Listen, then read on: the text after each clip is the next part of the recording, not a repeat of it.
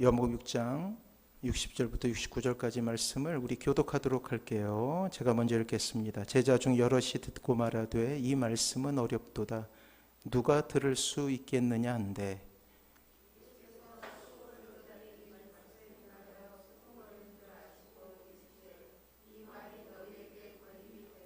그러면 너희는 인자가 이전에 있던 곳으로 올라가는 것을 본다면 어떻게 하겠느냐?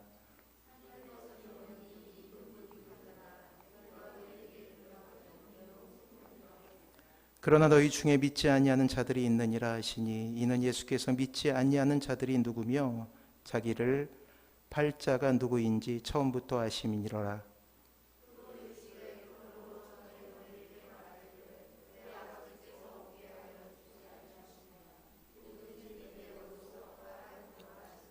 그때부터 그의 제자 중에서 많은 사람이 떠나가고 다시 그와 함께 다니지 아니하더라. 시몬 베드로가 대답하되 주의 영생의 말씀이 주께 있사오니 우리가 누구에게로 가오리까? 우리가 주는 하나님의 거룩하신 자이신 줄 믿고 알았사옵나이다. 아멘. 옆에 분하고 뒤에 분하고 같이 인사하겠습니다. 사랑하고 축복합니다. 사랑하고 축복합니다. 자, 오늘 본문은 오병이어라는 전무후무한 기적을 배경으로 하고 있어요. 보리떡 5개와 물고기 2마리로 무려 2만 명을 먹이신 기적이었죠. 그래서 기적이라는 말 대신 예수님께서 하나님의 아들이심을 증명하는 기적이다라고 해서 표적이라고 불렀어요. 인간의 불황의 근원이라 할 수 있는 결핍이라는 주제를 주님께서 극복하시는 놀라운 기적이었죠. 우리가 취해야 될 것은 이 땅의 자원이 아니라 하늘에서 내려오는 하늘 자원임을 주님께서 말씀하신 거예요. 하늘 양식이야말로 신자를 행복하게 하는 유일한 방편이기 때문이죠. 하지만 오늘 그 위대한 기적과 가르침 뒤에 있는 사람들의 본성, 이 잔인함을 또한 우리는 발견할 수 있게 됩니다. 과연 이러한 세상 속에서 어떻게 답을 하고 또한 어떠한 정체성을 가지고 살아가야 할지에 대해서 보다 깊은 말씀을 우리에게 주고 계신다라는 사실이에요. 자, 오늘 본문은 우리가 읽게 된 오늘 본문은 아주 충격적인 말씀으로 시작되죠. 바로 예수님을 추종하고 예수님을 따랐던 제자들이 예수님의 영향력에서 벗어나는 일이 일어나게 된 거예요. 그것도 주님께서 하나님이심을 증거하는 오병이어의 기적 뒤에 일어난 아주 처참한 상황이죠. 오늘 본문은 떠난 그들이 제자라고 부르고 있습니다. 그렇게 오늘은 우리 자신을 볼 수 있는 시간이 될 거예요. 우리가 살펴보게 될 요한복음 6장 마지막으로부터 7장 초반의 말씀은 한국교회에서 잘 설교되어지는 부분이 아니에요. 우리의 기억 속에 늘 오병이어는 주님의 능력이 나타나는 축제 현장이었고 그리고 이적의 현장으로 기억하고 있지만 그렇게 해피엔딩으로 우리의 머릿속에는 남아있지만 오늘은 충격적인 내용이 담겨져 있죠. 주님께서 오병이어의 진정한 의미를 말씀하시자 그것을 풀어주시자 무리 가운데 동요가 일어나기 시작해요. 자신들이 생각한 메시아의 모습이 아니었기 때문이죠. 그리고 그 제자들 중 많은 사람들이 이 사건 때문에 제자라는 신분을 박차고 세상으로 돌아가게 된다는 거예요.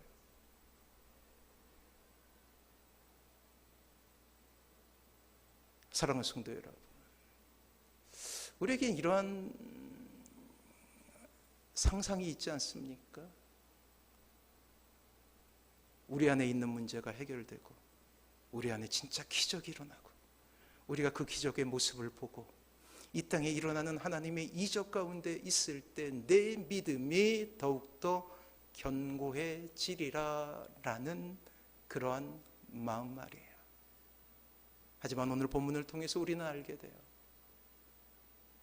기적을 경험했다고 해서 그 사람이 온전하고도 신실한 신자가 되지는 않는다는 것을 말이에요. 심지어 주님께서 하나님이심을 증거하는 그 표적을 경험한 이들도 주님을 떠나고 있음을 우리는 보게 된다라는 거예요. 사랑하는 성도 여러분, 주님의 사역은 이러하지 않았습니까? 주님이 베푸셨던 기적으로 꽃길을 걷다가 마지막 순간에 십자가라는 고난을 마주 대한 것, 이렇게 생각하는 것은 아닙니까? 아니에요. 천만에요. 주님께서는 아기 예수님으로 마국간에 오신 이후로 단 한순간도 편안함을 누리신 적이 없죠. 공생애 이전에는 가족들을 돌보느라 어린 시절부터 가혹한 노동에 시달렸어. 공생의 기간 역시 사단의 공격과 대적자들의 집요한 괴롭힘 속에 고통을 받으셨습니다. 그리고 예수님의 길은 이 땅에 사는 신자가 가야 될 길이 쉽지 않음을 우리에게 증거하는 거예요. 그래서 우리가 성경 공부를 통하여서 아주 어려운 말을 하나 배우지 않았습니까? 예수님의 비하라고 배웠죠. 스스로 낮아짐 가운데 고난 가운데 십자가 가운데 죽음. 그렇습니다. 주님은 삶으로 십자가 없는 영광은 있을 수 없음을 우리에게 이야기하고 있는 거예요. 일찍이 예수님은 이 땅에서 공생애를 시작하는 그 시점, 누가복음 4장 말씀을 통해 이 땅에 오신 목적에 대해서 이야기하신 적이 있어요. 세상은 그 첫 번째 설교를 듣지 않았죠. 당시 이스라엘의 형편은 참으로 안된 지경에 놓여 있었습니다. 이미 400년간 이스라엘의 선지자는 나타나지 않고 있었고, 로마라는 대제국이 이스라엘이라는 나라를 점령하여 식민지로 삼았던 때였어요.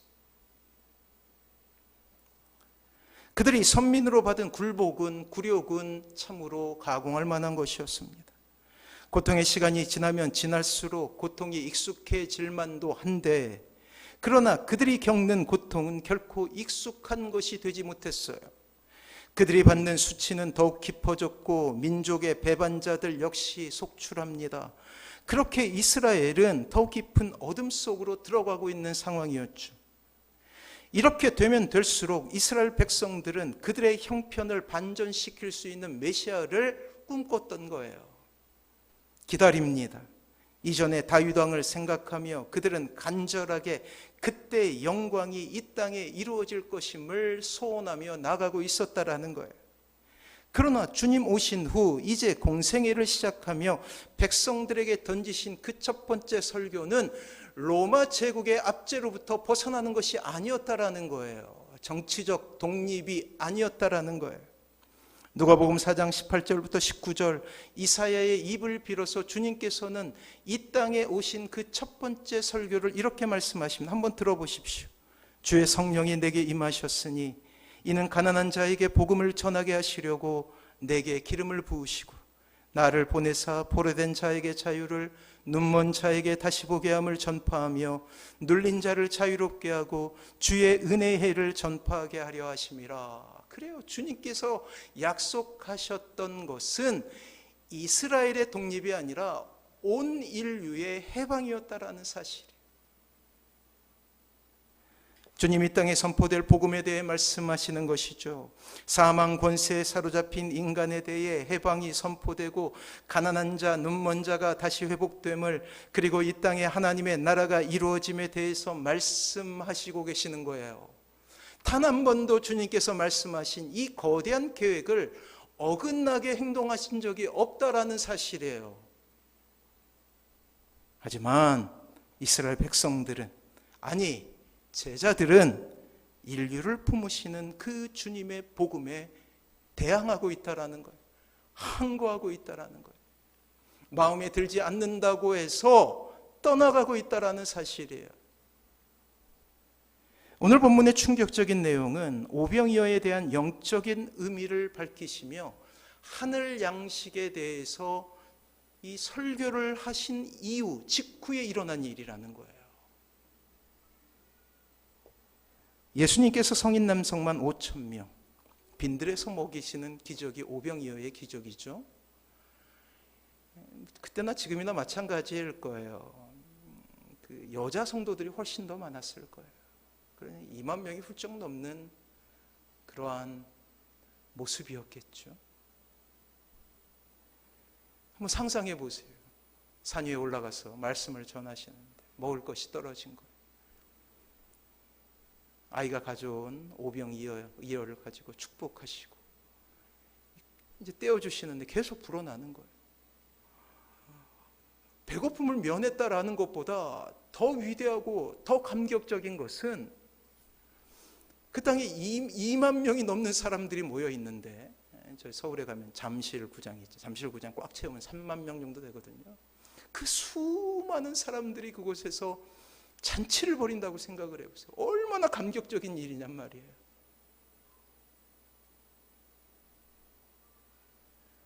근데 오늘 제자들이 떠났으니 무리가 흩어진 것은 삽시간이었겠죠. 그 엄청난 사건이 뒤에 일어나게 되는데 이스라엘 백성들은 이 전무후무한 오병이어의 사건을 보며 그들은 상상하기 시작합니다. 로마의 압제에서 벗어나게 하는 정치적인 메시아를 말이에요. 드디어 이루어지는 이스라엘의 염원, 식민지 로마에서 벗어나는 정치적 독립의 때가 이루어졌다라고 생각하는 거예요. 그래서 주님을 왕으로 모시려고 해요. 자신의 욕심을 채우기 위해 구체적으로 행동하기 시작합니다. 요한복음 6장 15절은 이렇게 이야기하고 있죠. 한번 볼까요? 15절 주보겠습니다. 같이 한번 읽어볼게요. 시작.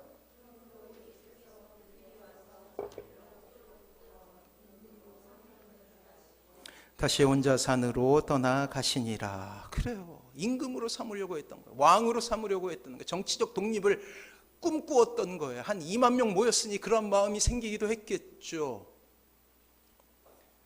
그때 주님은 혼자 발걸음을 산으로 돌리십니다.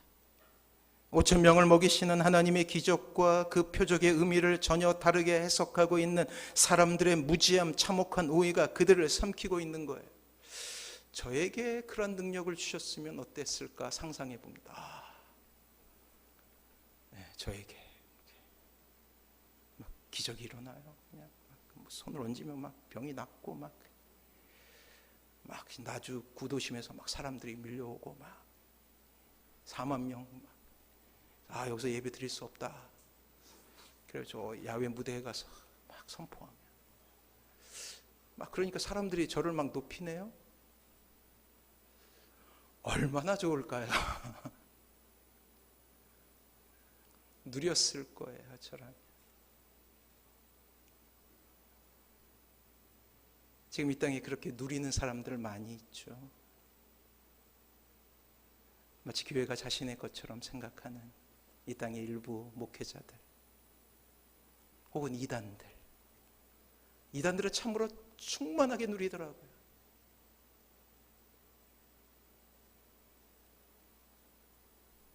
근데 주님은 달랐어요.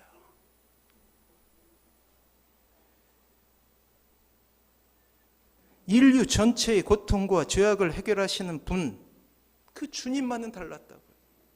그 사람들의 요구를 뿌리치고 한적한 곳으로 가셔요. 그리고 하나님과 기도하셔요. 이 무지한 이스라엘 백성들은 그 정치적인 욕구가 해결되지 못하자 주님을 정치적인 사형틀인 십자가에 매달려 죽게 했던 거예요. 여기서 우리는 한 가지 중요한 교훈을 얻게 됩니다. 사랑하는 성도 여러분, 지금 여러분은 어떠한 주님을 원하고 계십니까? 기대하고 계십니까? 분명한 사실은 예수님은 전지하고 전능하신 하나님이라는 사실이에요. 이 팩트는 변하지 않아요. 이 세상의 대주제가 되시는 분이시죠. 하지만 우리가 착각하는 것이 있어요. 신앙생활하며 우리가 저지르게 되는 가장 큰 실수는 주님을 제한한다라는 거예요. 하나님을 제한한다는 거예요. 내가 원하는 하나님으로 재단하여 가두는 거예요. 어떤 사람은 나의 병을 고쳐주시는 분으로 제한해요. 그 사람에게 병이 고쳐지는 순간은 하나님을 떠나는 순간과 똑같은 거예요. 왜? 종점에 다다랐잖아요. 목표가 이루어졌죠. 혹 어떤 사람은 물질의 축복을 요구하는 사람들이 있죠. 하나님께서 물질의 축복을 주셔요. 그러면 그 사람에겐 더 이상 하나님이 필요 없는 거예요.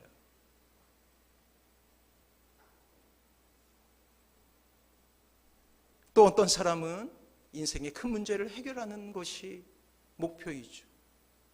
시험에 합격하거나 직장에 들어가거나 하는 인생의 커다란 산을 만나서 그것을 해결하는 것이 목표예요. 그리고 하나님 앞에 전심으로 기도해요. 얼마나 아름답게 기도하든지 하나님께 매달리고 또 매달려요. 합격했어요. 승진했어요. 근데 하나님은 그러한 하나님이셨어요. 더 이상 그에게는 하나님이 필요하지 않아요. 왜요? 목적이 이루어졌잖아요. 합격하고 승진했기 때문에. 이것이 오병이어라는 기적을 체험한 그들이 가지고 있었던 한계였어요. 주님께서 그것을 거부하자 그들에게 더 이상 주님이 필요하지 않았던 것이요. 안타까운 것은 우리 역시 이러한 실수와 죄악을 저지를 때가 많다라는 거예요. 하나님을 제한하고 예수님의 능력에 대해 의심하는 것, 너무나 쉽게 범하는 죄악이죠. 그래서 우리는 복음에 대해서 다시 정의해야 합니다. 복음은 인생의 모든 문제를 해결하신 예수 그리스도의 십자가의 승리라는 거예요. 그렇습니다. 주님의 손길이 닿지 않고는 우리의 인생 가운데 결코 온전한 회복이 있을 수 없음을 인정하는 거예요. 하나님께서 우리를 돌보시지 않으면 우리의 인생은 망가져 있을 수밖에 없음을 고백하지 않는 거란 말이에요. 그것은 죽어야 될 우리를 구원하시어 영생을 얻게 하는 가장 위대한 일이었고, 또 그것에서 멈춘 것이 아니라 우리의 인생의 모든 곤란과 고난을 극복할 수 있게 하는 하나님의 선물이었던 것. 이스라엘뿐만 아니라 열방을 구원하고자 하시는 하나님의 열방이 있었다라는 것이죠. 그러나 요한복음 6장에 나타난 이스라엘 백성들은 그 위대한 복음을 오해합니다. 이적을 오해해요. 거부하는 것이죠. 예수님의 사역을 제한합니다. 그리고 자신의 정치적인 욕망만을 채우는 도구로 삼고 있어요. 더군다나 그들 중 대부분은 원래 예수님을 이해하지 못하고 거부하는 유대인들이 아니라 오늘 본문에 정확하게 지적하고 있죠. 그들은 제자들이었다고요.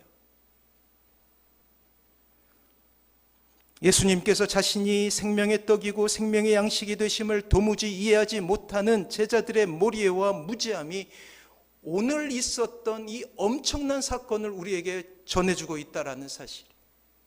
그것뿐만 아니죠.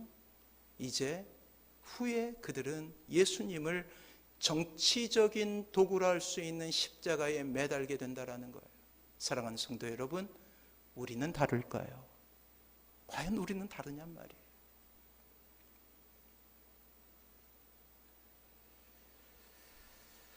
자, 60절 한번 같이 한번 읽어볼게요. 60절이에요. 같이 한번 읽어봅니다. 시작.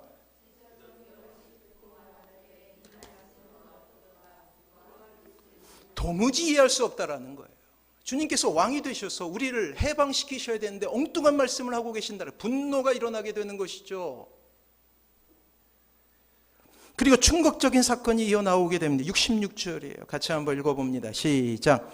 그때부터 그의 제자 중에서 많은 사람이 떠나가고 다시 그와 함께 다니지 아니하더라. 뭐라고 그래요? 제자 중에서 많은 사람이 떠나갔다.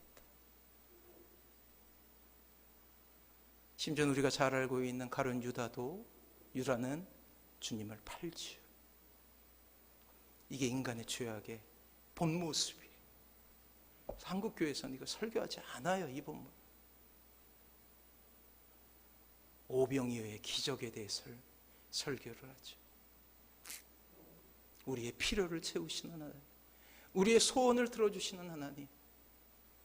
자판기와 같이 우리가 동전을 넣었을 때 뚝딱하고 우리의 소원이 들어지는 것을 꿈꾸며 오병이어를 해석하게 된다라는 거예요. 자신의 정치적인 욕심이 채워지지 아니한 인간의 모습은 잔인했어요. 제자라고 불리우는 사람들이었다. 먹고 마시던 사람들이었어요. 심지어 예수님을 몰아세우고 있습니다. 사랑하는 성도 여러분, 그렇습니다. 우리 중 누가 예수님 앞에서 제자라고 할 수 있겠어요? 우리도 같은 길을 걸어왔는데 우리의 신앙 이력이 우리의 믿음을 증명할 수 없습니다. 시간이 지나면 받게 되는 직분이 우리의 믿음을 증명할 수 없다라는 거예요. 심지어는 하나님으로부터 받은 은사가 우리의 신앙의 정도를 나타내는 척도가 결코 될 수 없다라는 거예요. 사람들을 치유하는 은사가 있다고 해서 그가 참된 믿음을 가지고 있다라고 이야기할 수가 없다라는 거예요. 예수님의 말씀을 이해할 수 없다고, 또한 자신의 이익과 자신의 생각과 맞지 않게 되었다고 여기는 순간, 한순간에 돌변하여 예수님을 적으로 돌리는 오늘 본문의 제자가 날 수도 있음을 우리는 기억해야 된다는 거예요. 그래서 저는 많이 봤어요. 기도 제목이 이루어지는 순간 떠나는 사람들을 말이에요. 자녀를 위해서 기도를 부탁해요. 큰 시험에 합격하기를 원합니다. 간절하게 기도해요. 세상 그 누구보다 열심히 기도합니다. 그러나 그 기도 제목이 이루어지자 떠나가는 그의 모습을 보며 참으로 마음이 아픈 거예요.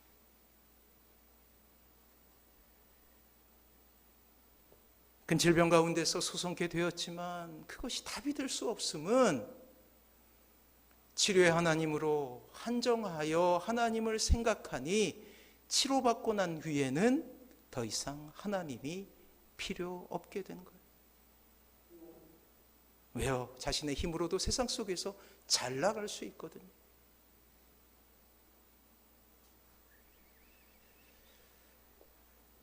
그러자 주님께서 이렇게 묻습니다. 61절 한번 볼까요? 61절 같이 한번 읽어봅니다. 시작.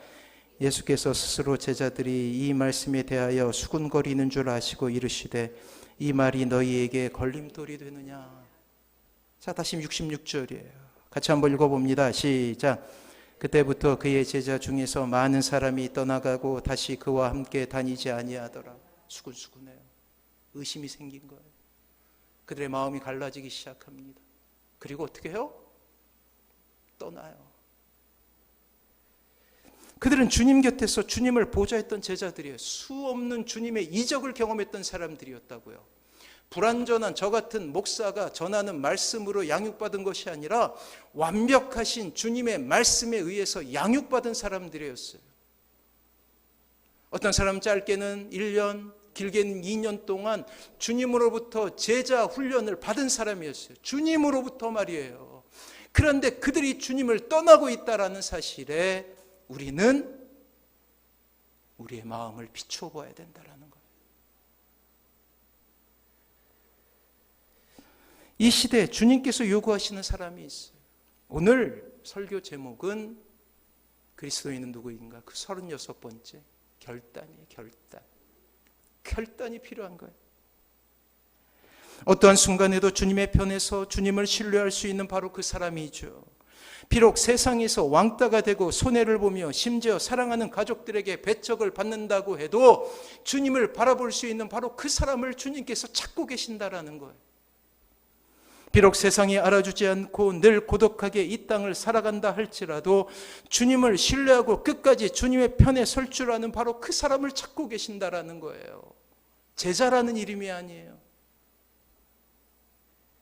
디모데후서 3장 12절 말씀이죠. 우리 주보에 있습니다. 같이 한번 읽어볼까요? 시작.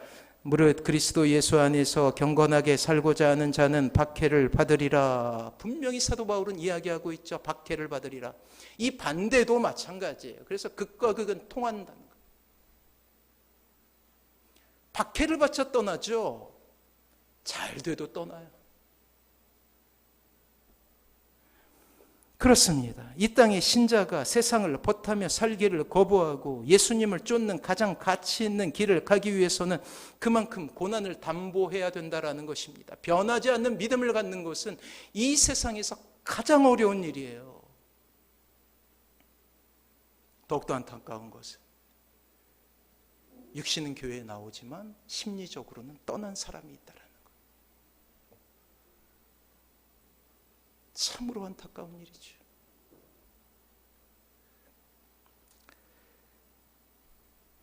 저는 여러분들에게 말씀드리고 싶어요. 주님 편에 서기 위해 만약 우리가 결단한다면 주님께서 여러분들과 함께 하실 것입니다. 이것을 믿으시기 바랍니다. 기억해야 될 것은 고난의 길이고 아픔의 길이고 십자가의 길이지만 그 길이 나만 홀로 가는 길이 아니라는 거예요. 끝까지 우리가 주님을 붙잡기 위해 노력한다면 여지없이 예수님은 우리의 삶 가운데 위로가 되어주셔요. 자, 결단이라는 단어를 이해하기 위해서는 결단의 한자어를 볼 필요가 있어요. 결단은 한자어로 하면 결정하여 끊는 거예요. 세상과 연결된 모든 다리를 끊어버리는 거예요. 돌아가지 않겠다라는 마음으로 그 다리를 끊어버리는 거예요. 이전의 삶과 단절을 선언하고 주님을 바라보겠다라는 결심이죠. 세상과 타협하지 않으며 뒤돌아보지 않겠다라는 하나님과의 약속이죠. 주님으로만 위로를 얻겠다라는 신령한 욕심이죠. 늘 말씀드리지만 하나님은 결단 위에 복을 내려주시는 분이에요. 결단하십시오. 결단하십시오. 리처드 바크 박사는 날개의 선물이라는 자신의 저서에서 목적을 향해 달려가는 사람을 다이빙에 비유하고 있어요. 다이빙. 올림픽 경기 중에 다이빙 경기가 있잖아요. 짧게는 2m, 높게는 한 10m 정도 되는 그 높이에서 이제 다이빙을 하게 되잖아요. 처음 다이빙을 하는 사람은 다이빙 보드로 올라가기 전에 결정을 하게 됩니다. 높은 곳에 있는 다이빙 보드만 봐도 올라갈 용기를 내지 못하는 사람이 있어요. 저 같은 사람이겠죠. 그래서 계단을 올라가지도 않아요. 그 과정에서 올라가기로 결심한 몇몇은 다이빙대를 향하여 계단을 뚜벅뚜벅 올라가게 됩니다. 물론 아직도 심한 갈등을 느끼고 있어요. 결단은 내렸으나 확신이 없는 단계이죠. 그리고 마지막으로 다이빙 보드 위에 서서 뛸지 말지를 맨 꼭대기에 올라가서 마지막 계단을 탁 밟고 결정하게 되는 거예요. 이 단계까지 도달한 사람에게 두 가지 선택이 있어요. 다이빙 보드 대에 서서 뛰어내리거나 혹은 다시금 뒤로 돌아가거나 내려오거나. 하나는 두려움을 극복하지 못하고 올라온 계단을 내려가는 단계에 서게 되는데 그것을 패배의 계단이라고 부른대요.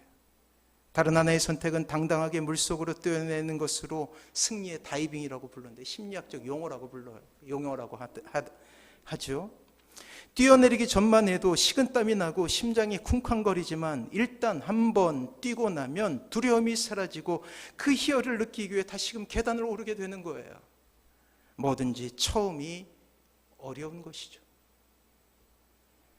그러나 수많은 결단을 통해 한번 은혜의 바다로 몸을 던진 사람은 주님 안에서 얻게 되는 그 놀라운 희열과 기쁨으로 행복으로 가득 차게 된다는 거예요.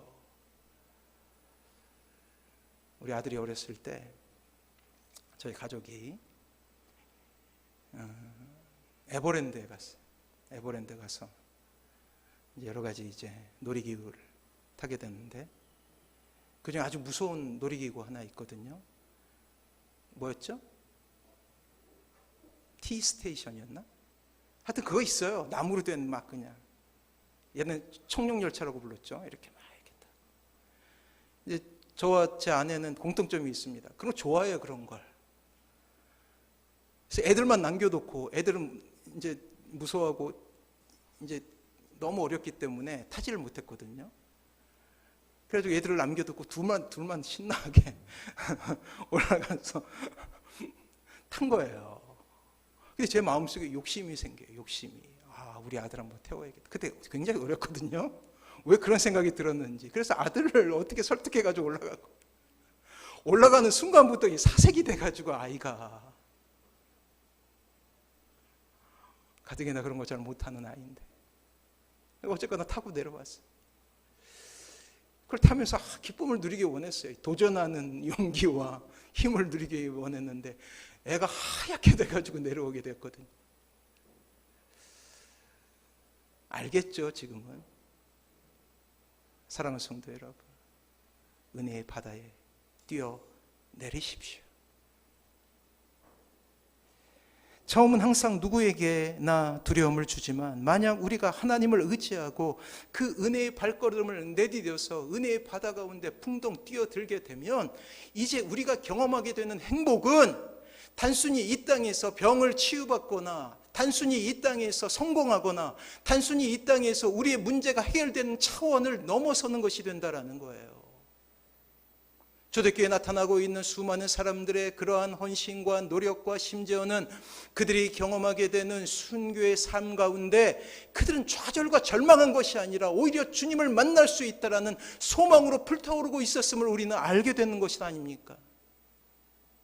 그래요. 놀랍게도 주님은 그렇게 선택하고 결단한 여러분들을 향하여서 동행이라는 축복을 경험하게 하신다라는 사실이에요. 함께라는 은혜로 우리의 삶을 빛나게 하실 거예요. 우리에게 필요한 것은 그 은혜의 바다 속에 우리의 몸을 그 두려움을 이겨내고 뛰어드는 것이 중요하다라는 것이죠.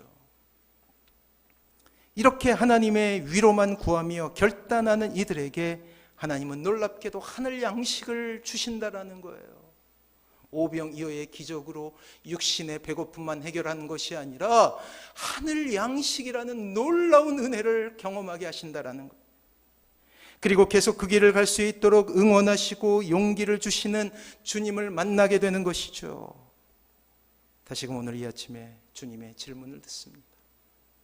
예수께서 12 제자에게 이르시되 너희도 가려느냐? 주님께서 물으셨다고요. 그 마음은 얼마나 아프셨을까요? 예수님은 제자 그룹이 있었어요. 이렇게 무리가 있었고 몇만 명에 달하는 무리, 어느 동네에 들게 되면 몇만 명이 모이는 거예요. 그리고 한 500명 정도 되는 제자 그룹이 있었어요. 그리고 그 핵심 멤버 중에 핵심 멤버라 할 수 있는 12 제자가 있었단 말이에요. 근데 주님께서 오늘 제자들이 떠나가는 모습을 보시고 뭐라고 그러시냐면 12 제자, 핵심적인 제자들에게 물으신다라는 거예요. 너희도 떠나려느냐? 질문 자체가 슬프지 않습니까? 오늘 우리는 많은 실수에도 불구하고 예수님의 수제자의 위치를 잃지 않았던 베드로의 대답을 기억해야 합니다. 68절이에요. 우리 같이 한번 읽어볼게요. 68절. 저와 여러분들의 고백이길 원합니다. 시작. 시몬 베드로가 대답하되 주여 영생의 말씀이 주께 있사오니 우리가 누구에게로 가오리까? 아멘. 이런 고백을 하시기 바랍니다. 하지만 이 베드로도 어떻게 해요? 떠나죠. 우리가 아무리 고백해도 우리의 가능성은 항상 배반이에요. 예수님의 수제자라고 불리우는 베드로 떠납니다. 여종 앞에서 고백하죠. 비난하면서 예수님을 비난하면서 그렇게 고백합니다. 나는 저 사람을 모른다. 이 아침 우리의 삶에 가장 중요한 결정을 해야 됩니다. 그렇습니다. 주님을 선택하는 거예요. 그 결단 가운데 하나님은 하늘 위로라는 신령한 은혜를 부어주시죠.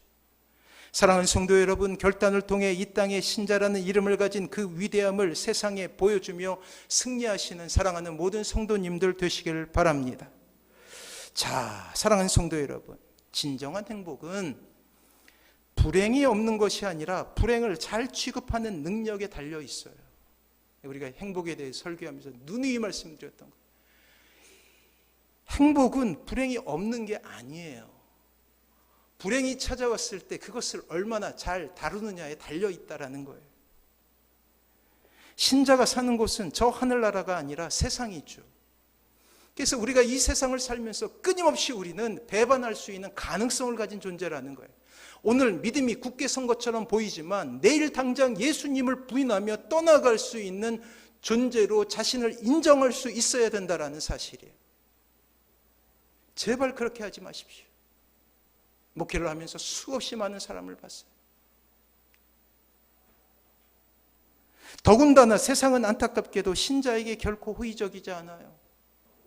이 안에서 신자는 때로 큰 절망에 빠지기도 하고 원치 않은 불행 가운데 놓이기도 하죠. 하나님 편에 서기를 소원하며 신령한 삶을 사는 경건한 신자에게도 시험이 있다라는 사실이에요. 또 악한 영은 가공할 만한 위력으로 여러분들을 공격하죠. 그리고 이런 공격 가운데 우리는 때로 실패할 수도 낙심할 수도 있어요. 하지만 우리는 이 아침에 다시금 결단해야 합니다. 뒤돌아서지 않겠습니다. 끝까지 하나님을 바라보기를 소원하며 주님으로만 만족하기를 소원합니다라는 결단을 해야 된다는 거. 오늘 실패한다 할지라도 다시금 내일 결단하더라도 오늘 우리는 다시금 이 결단을 요구하시는 주님의 말씀 가운데 결단해야 된다는 거예요. 베드로처럼 내일 실패한다 할지라도 또 결단하는 거예요. 그래서 우리의 삶은 항상 작심삼일의 삶이에요. 3일 만에 실패하면 또 결단하면 되는 거예요. 결단하십시오. 의로운 선택을 하십시오.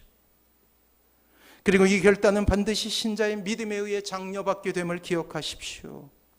결단이라는 것 자체가 믿음을 동반하고 있기 때문이에요. 이 선택과 결단을 가능하게 하는 것이 있는데 그것은 바로 믿음이라는 것이죠. 이 믿음은 바라는 것들의 실상이잖아요. 히브리서에 나오죠. 바라는 것들의 실상. 보이지 않는 것의 증거예요. 보이지 않기 때문에 어려워요.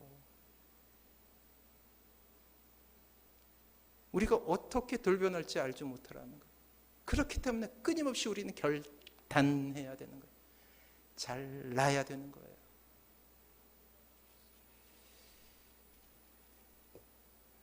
요즘 영화를 한 편 봤는데 첫 장면이 그거더라고요.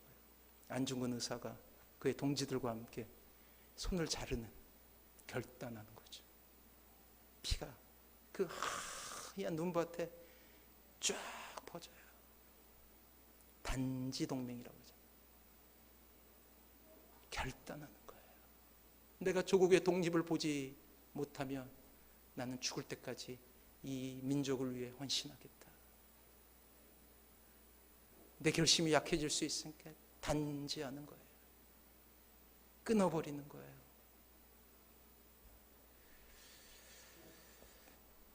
말도 많고 탈도 많았던 베드로였지만 오늘 본문 69절을 통해 그 위대한 결단의 이유를 우리는 보게 됩니다. 자, 69절이에요. 같이 한번 읽어봅니다. 시작. 우리가 주는 하나님의 거룩하신 자이신 줄 믿고 알았사옵나이다. 그래, 믿고가 중요해요. 믿고 바라는 것들의 실상, 눈에 보이지 않잖아요. 하나님은 결단 가운데 복을 내리십니다. 여러분들과 약속할 수 있어요. 하나님은 결단 가운데 복을 내리시는 분이에요.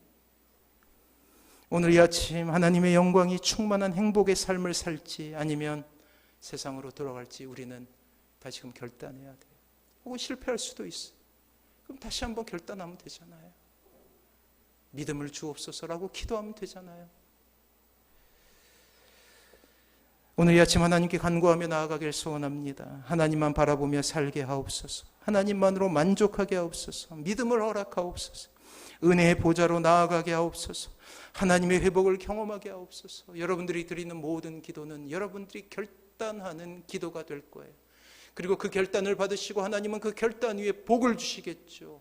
때로 아픔이 있어요. 단지 이 손을 끊어버리는데 얼마나 큰 아픔이 있었겠어요. 하지만 결국 그들의 손에 의해서, 그 독립운동가들의 손에 의해서 이 땅에 독립이 찾아오게 됨을 우리는 보게 된다라는 것이죠. 놀랍게도 하나님은 여러분들의 결단을 바라시고 결단한 이들에게 복을 주십니다. 이 놀라운 은혜가 여러분들의 인생 가운데 임하길 주님의 이름으로 축원합니다. 이 마음을 가지고 우리가 찬양할게요. 주님 약속하신 말씀 위에서 같이 고백할게요.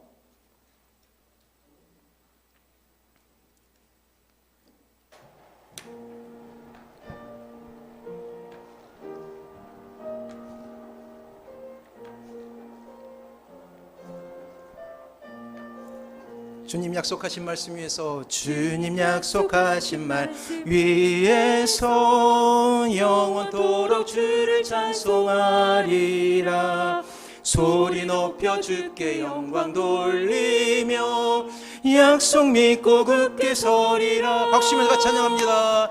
굳게 서리, 영원하신 말씀 위에 굳게 서리, 굳게 서리, 그 말씀 위에 굳게 서리라. 주님 약속하신 말씀 위에서, 주님 약속하신 말씀 위에서 세상 염려 내게 언습할 때에 용감하게 힘써 싸워 이기며 약속 믿고 굳게 서리라.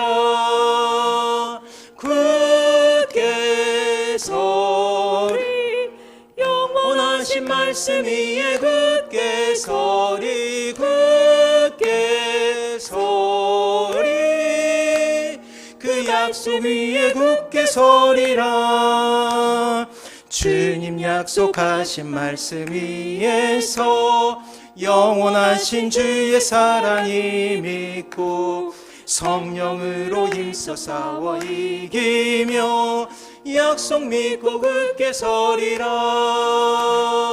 굳게 서리, 영원하신 말씀 위에 굳게 서리, 굳게 서리, 그 말씀 위에 굳게 서리라.